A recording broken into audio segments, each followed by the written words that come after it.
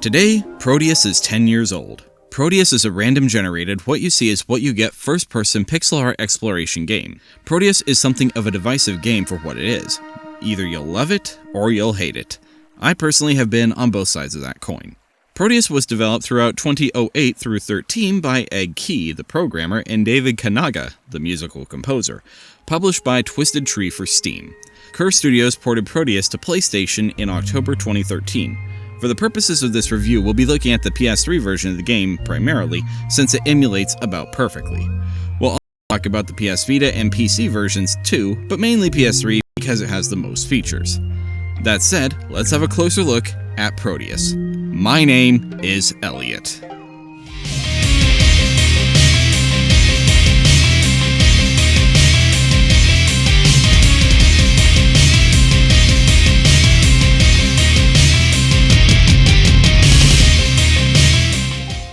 Released on January the 30th, 2013 for PC, Proteus was the effort of years of not really knowing what Key, the original developer, wanted out of the game.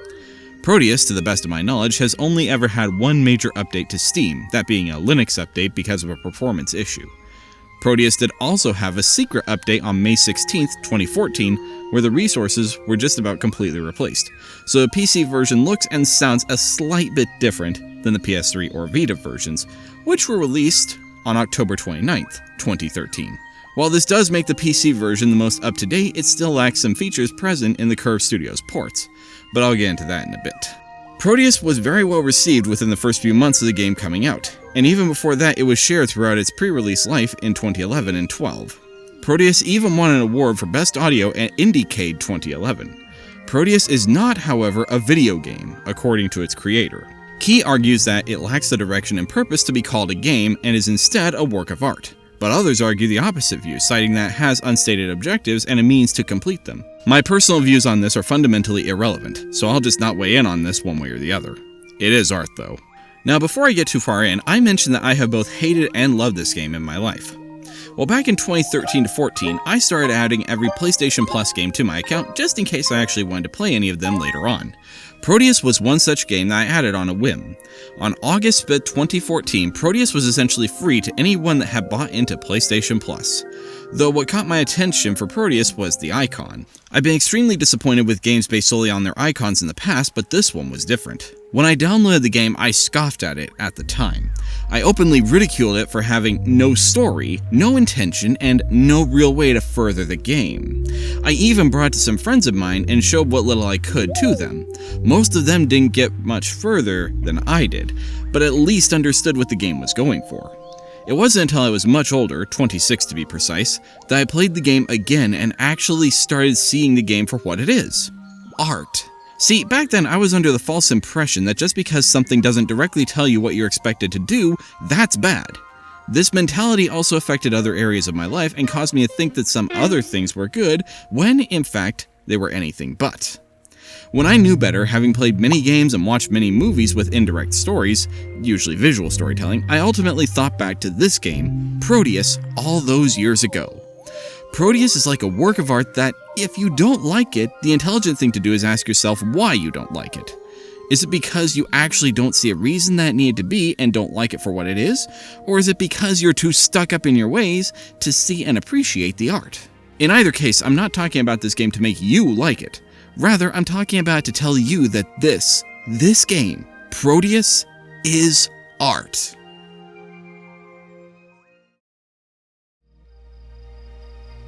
Proteus is a game about exploring the island you're dropped onto. According to the main website, this is known as the Forest of Sleep, if I'm reading this right. You start from the ocean and have to search your way around to find the stone circle structure. This ultimately transports you from one season to the next. You always start in spring, progress to summer, autumn, then winter. Once you reach winter, the game is on a timer and will end at the same point in time every time. At its core, this is the only gameplay that you're guaranteed to have in common with anyone else that has ever or will ever play Proteus. The first map you play in a fresh install with no saves of Proteus will always be random. All islands are generated by a seed. One seed you can indirectly control, the other is random. The island seeds you can control are by the day that you play the game, with the original PS3 release having dates that you could program in being from January the 1st, 2000 to December the 31st, 2099, for a total of 36,525 days, or 100 years, and just as many repeatable maps. If you wanted to find the specific island on March 10th, 2069, then just setting the PS3 clock to that day will always give you that specific island, assuming of course you set it to daily and not random. Personally, I think March 10th, 2069 seed is actually really quite good, but that's just me. You may actually like it more or less than I do. As an aside, if you play this game on the RPCS3 emulator, you actually have substantially more possible days to visit and view. You'll actually have from January 11th, 1923 to November 23rd, 2122, or 73,001 possible days. So unless you were born on January the 10th, 1923, or before, or November the 24th, 2122, or after, you can definitely see your actual birthday map seed on the emulator. However, the seeds are not identical from original hardware to emulator. That said, I'll be focusing the majority of the rest of my review on the emulator version, as that's my favorite, albeit unofficial, port of this game. There are several landmarks that are common on every island. The first and most obvious one will be the stones in the stone circle. Sometimes it's near the shore, other times it's really far in. If you're having trouble finding it, find any of the stone pillar lines. These always point to the stone circle in the direction that makes the deep bass sounds. The stone circle will also make these sounds if you walk around it. Another landmark is the big tree. In springtime, this doesn't seem all that important, but in summertime and autumn time, you can find squirrels running around it and up and down the adjoining trees. Then in autumn time, after midnight, you can find a spectral fox that likes to play hide and seek with you. It's actually really nice. One of the more sad landmarks is the graveyard. Death is a natural thing, but certainly one that we typically don't really want to be reminded of, especially when it's someone we're close to. However, this graveyard is rather unremarkable in that there is nothing on any of the headstones, not even fake text. There are some flowers that spawn in the autumn season, but that's about it. One of the stranger landmarks is the hut. Whose hut is it? Maybe it's yours, or maybe it's the gravekeeper's. Maybe you are the gravekeeper. In any event, you never directly see a human in Proteus, not even yourself. So speculation is really all we have to go on. That said, this hut and the aforementioned graveyard are the only man-made structures on the island. The stones I really don't know about. Speaking of strange, these 6 structures called totems by the community are on top of a certain mountain in every seed. What they are and what they want, I have no idea. What I do know is that they play a more substantial role in the game during the autumn season. More on that in a bit though. Another 2 landmarks, if you can even call them that, are the path and the beach. The path will lead you all around the island and usually intersects with the hut and the stone circle. The beach, on the other hand, just circles the island, though sometimes, on some rare islands, there are lakes with their own beaches. On even rarer occasions, there are other split-off islands separate from the main island. A great many things in this game make sounds, which contributes to the soundtrack, as it's so called. This soundtrack is one of Proteus's main features, to articulate and exaggerate the area, critters, events, and atmosphere as sound and music to you, rather than just simply recording it. Many of the sounds and noises that were made as vague approximations, but others are not at all what you'd expect. One of the most realistic, which here is a relative term, is the owl that you'll see in summer. If you have the game mounted in the RPCS3 emulator, you can actually find the entire audio catalog in .ogg and .wav format in the audio.zip archive. On PC, this is a regular directory, not in a zip archive. If you wanted to use these audio files to make some music, I suppose you could. You really only have 4 controls in the game. Left stick to move, right stick to look, X to sit, circle to quit the map. Start to pause the game and access the options. This is an easy game to get into. Summer is quite interesting. Summer allows the player a noticeable speed boost as well as a lot of life activity compared to spring. There will be bees, dragonflies, more frogs, and other critters doing whatever they do.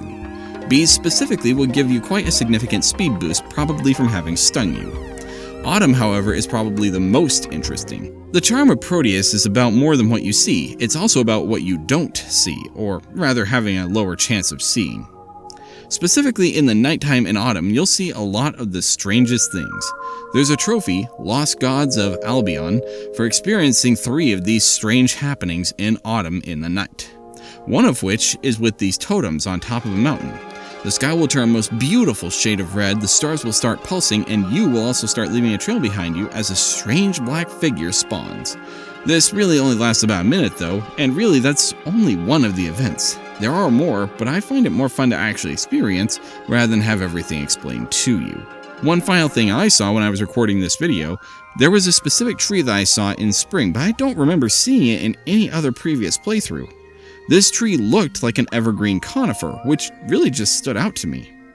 When winter came around and I was just looking at everything, I happened to see the tree again with presents laid out underneath it. It was an actual Christmas tree. Whether this is an Easter egg or on all maps, and I just only noticed it this once, I don't actually know. Maybe it was the date I was playing. Truthfully, I prefer not knowing. One other thing I wanted to mention, in Proteus all the static items either do or don't have billboarding.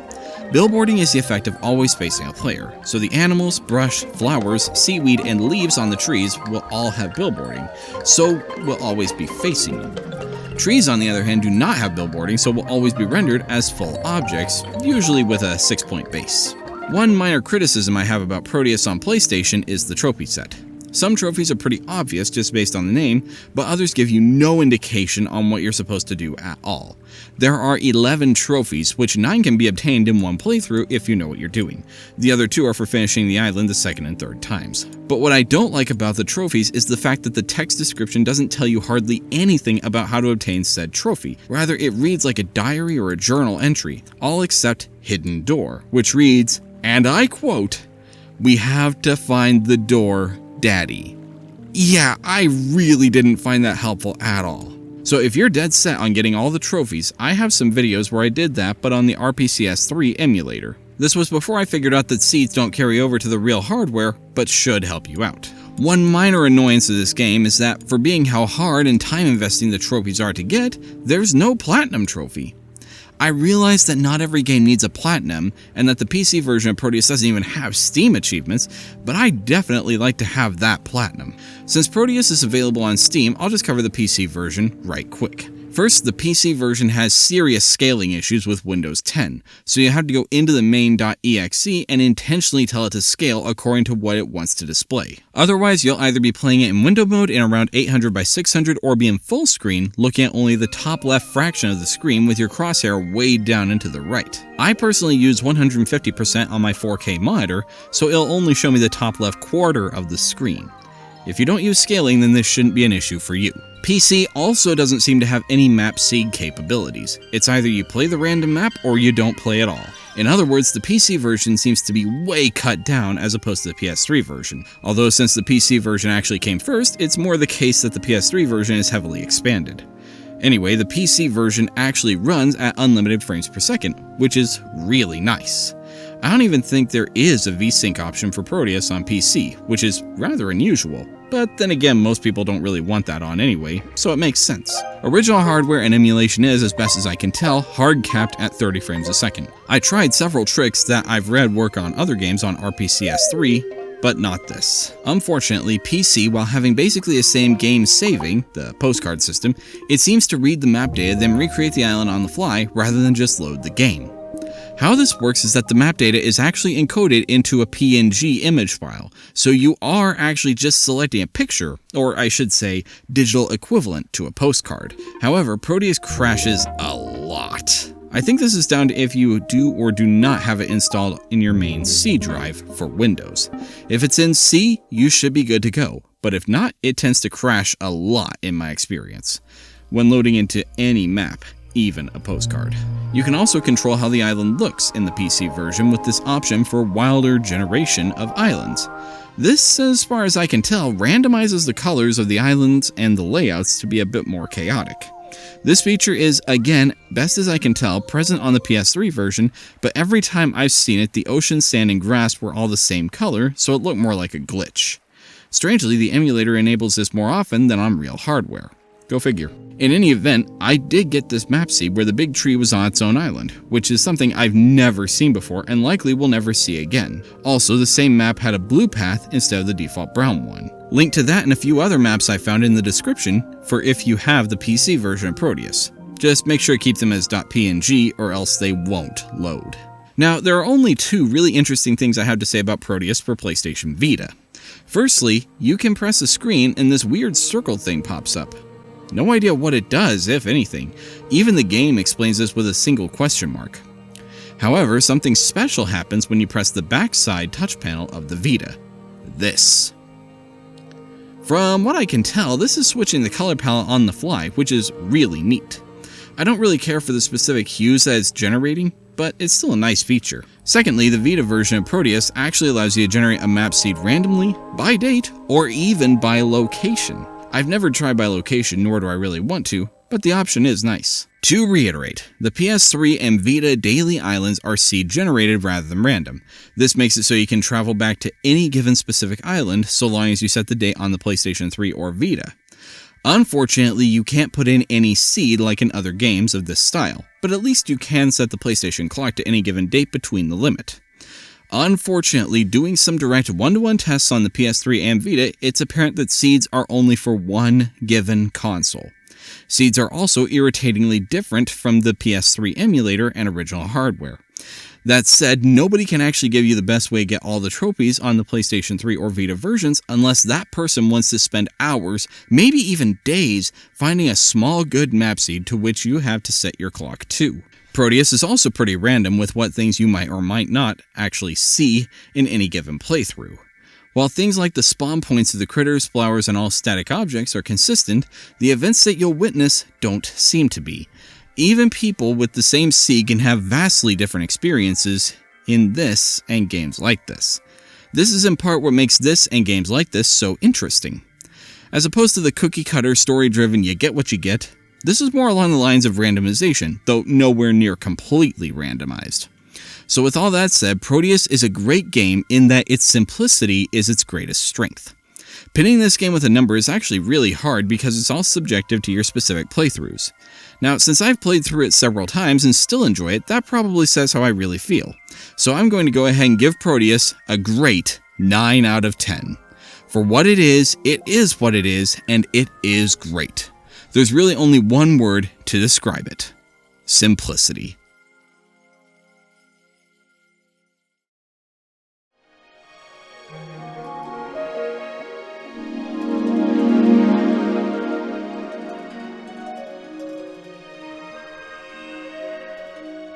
That said, I really don't like how difficult the PC version is to get up and running. It took me several minutes to figure any of this out, but at least I did figure it out or easily looked it up. The easiest way to appreciate this game is to play the emulator version, which isn't hard to get up and running, it's just tricky to actually find or dump the PS3 ROM. Fortunately, there are others that have already done that. Whichever version you use, know that they're all different and have strengths and weaknesses. Console or emulation has kind of addressable dates and trophies, whereas PC has unlimited frame rate. So if any of those are a deal breaker, you know what you like and which version to play. Also, even old PC hardware or decent laptops, Proteus should be able to push 4K 60 no problem, so long as you have a dedicated video card.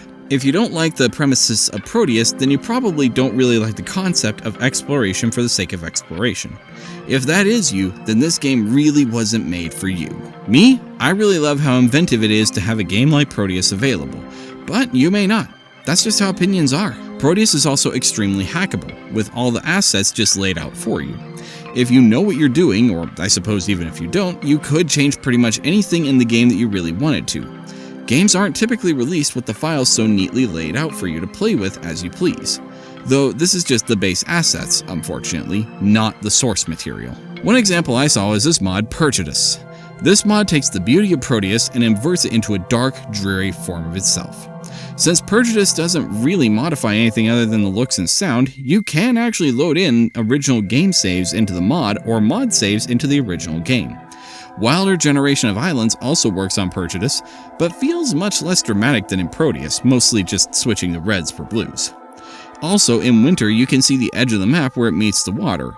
Not sure if that's a glitch or not, but it seems unintended. If you have Proteus for PC, maybe consider giving Proteus a download. Link in description. I'm sure there are other mods, but Proteus was the only one I could find.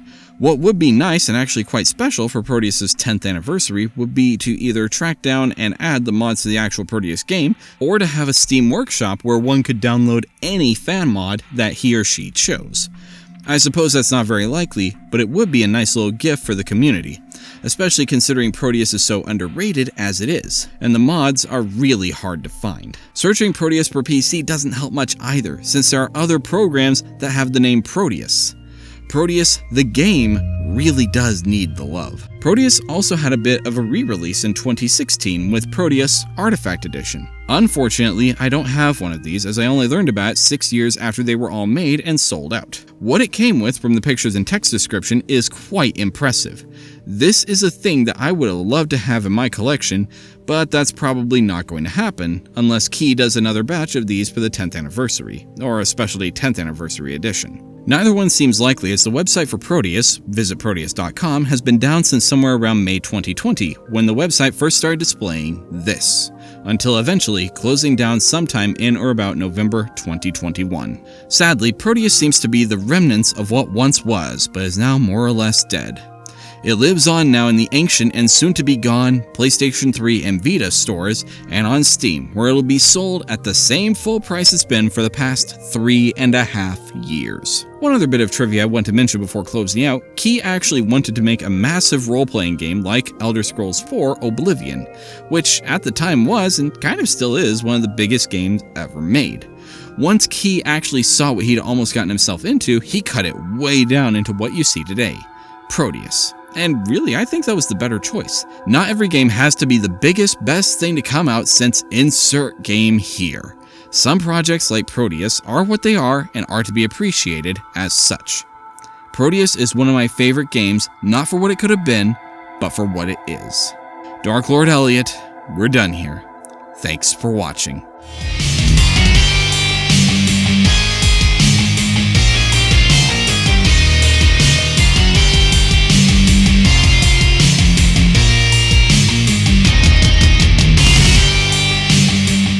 What, you want, a cookie? Just letting you know I'm going to take a shower. Okay.